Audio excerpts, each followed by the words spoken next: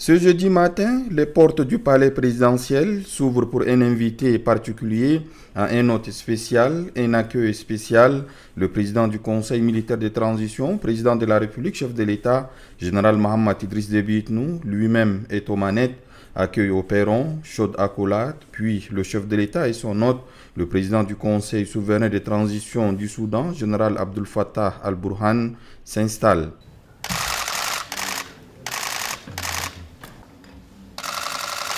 Le rituel de photo officiel exécuté, place aux discussions qui s'enchaînent très vite, élargies aux deux délégations, puis en tête-à-tête, ces discussions ont permis aux deux hommes d'État de faire le point sur la coopération bilatérale à la lumière des derniers engagements pris de commun accord lors du dernier tête-à-tête qui remonte à août 2021 à l'occasion de la visite du président du Conseil militaire de transition à Khartoum. Parmi les dossiers évoqués figure la situation sécuritaire aux frontières communes. Les acquis de la force mixte Tchad-Soudan, aux yeux des deux présidents, sont à consolider afin de permettre au projet commun de développement de s'installer. De tous les points examinés, ceux à caractère économique et commercial se détachent du lot. Des perspectives nouvelles se dégagent pour des échanges bilatéraux dans l'optique de permettre au secteur privé de prospérer par des investissements massifs dans les secteurs porteurs où le Tchad et le Soudan ont des atouts certains, notamment l'agriculture, au regard du contexte précaire de la sécurité alimentaire mondiale.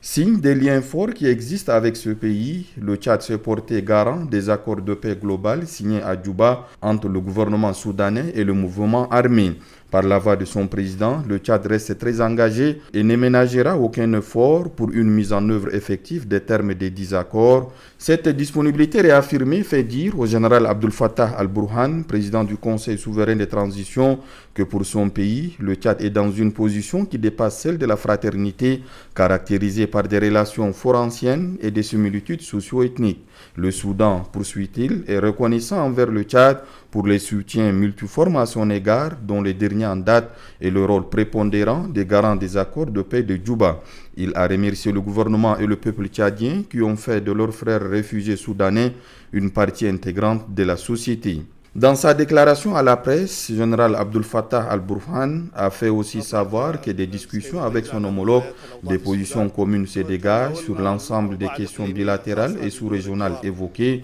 Pour lui, les deux pays vont intensifier leurs efforts pour relever les défis sécuritaires, notamment à leurs frontières communes qui subissent les conséquences de la situation en Libye et en RCA. Au cours de cette visite, le général Mohamed Idriss Déby Itnou, président du Conseil militaire de transition, et son homologue se sont échanger mutuellement des conseils pour mener à bien le processus en cours de transition dans leurs pays respectifs. Le Tchad et le Soudan, deux pays intimement liés, montrent bien par cette visite au sommet qu'ils ont un destin commun pour être en face avec leurs engagements. Les deux dirigeants renouvellent autant que possible leur rencontre, à l'exemple de cette visite éclair que vient d'effectuer le président al-Burhan en N'Djamena.